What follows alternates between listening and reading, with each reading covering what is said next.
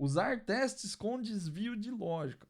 Então, o nosso primeiro teste aqui, ó, que foi esse exemplo que eu coloquei, eu fiz questão de trazer ele, porque é uma coisa que parece muito inocente no começo, mas que isso vai piorando com o tempo. Lembra que eu falei lá que o Data Driven ele gera hábitos ruins. Esse é o hábito ruim que o Data Driven gera.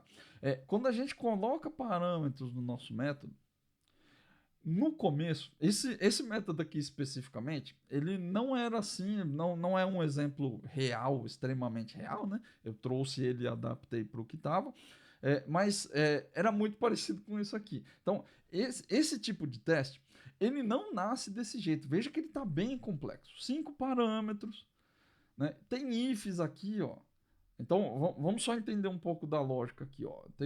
Cada data row é uma chamada de método que vai executar. Então, ele vai chamar esse método aqui, passando todos esses parâmetros, esses 5 parâmetros. Então, status do produto 1, valor do produto 1, status do produto aqui é 2, valor do produto 2 e o valor esperado. Então, são esses 5 parâmetros aqui, ó.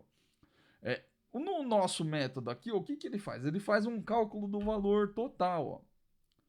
E aí ele tem algumas regras de negócio nesse cálculo. Ele soma aqui o valor que está em estoque, baseado no status. Então, quando é status 1, o produto está em estoque.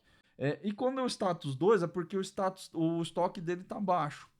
E aí tem uma regra aqui do seguinte, ó, quando é estoque baixo, ele aplica 10% de agravo no preço aqui. Então ele deixa mais caro quando o estoque está mais baixo, tem mais procura, uma regra de negócio aí. O nosso teste está fazendo testes para essa variação. Então status 1, status 2 com status 2.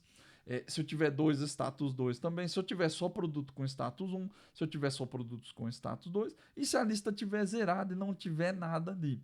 Então, veja que para poder testar a lista zerada, por exemplo, ou só um produto, a gente já teve que forçar um if aqui, ó. Então, qual que é a condição? Se o status do produto for zero, ou seja, esses dois parâmetros aqui, ó, a posição 1 e a posição 3, aí ele não inclui o produto na lista, ó. Então, se for zero, ele não inclui. Se for maior do que zero, ele vai incluir. E por que a gente aplica uma lógica dessa aqui, ó? Porque a gente está trazendo o pensamento da programação do software para a programação do teste.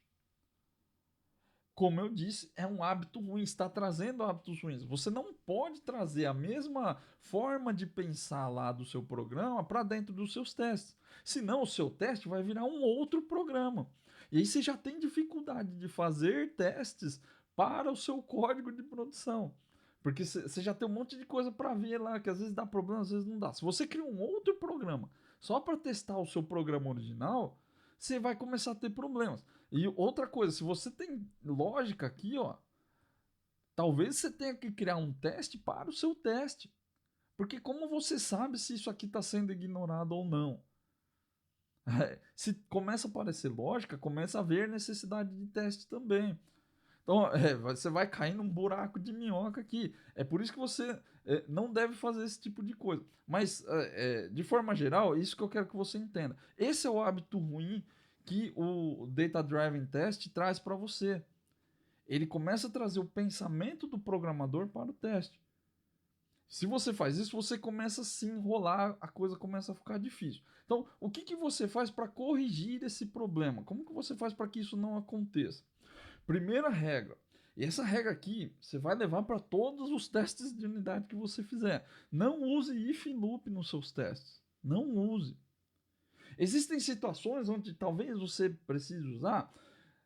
Talvez na hora de você criar os seus setups, por exemplo, pode ser uma opção você criar algumas variações ali para economizar código.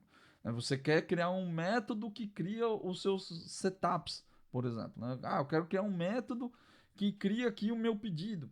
Talvez você pode criar. Não é um grande problema, mas de novo, isso já é um recurso para quando você tiver já a habilidade de teste. Não deixa para fazer isso no começo. Se você está começando, não usa if loop. Coloca os valores hard-coded no seu teste lá, sua vida vai ser mais tranquila. Quando você avançar nos seus estudos, quando você tiver com mais prática e tiver a manha ali de fazer a coisa, você vai começar a entender quando você pode furar essa regra ou não. Mas se você está começando, não use. Evita if loop, sua vida é mais tranquila. Loop, evita 100% do tempo. Você vai ver que você não precisa de loop. If, talvez, às vezes sim, às vezes não. Loop não. Loop você nunca vai precisar. Isso eu posso te afirmar porque eu nunca usei loop nos meus testes. Então, loop você evita 100%, if, quando você tiver um pouco mais a mãe, você começa a fazer. E lembra da regra de ouro. Não pode furar a regra de ouro. Mesmo que você um dia resolva usar if no seu código, usa ele para o setup. Não usa para assert nem para ação. Senão, você vai estar furando o teste de unidade, né?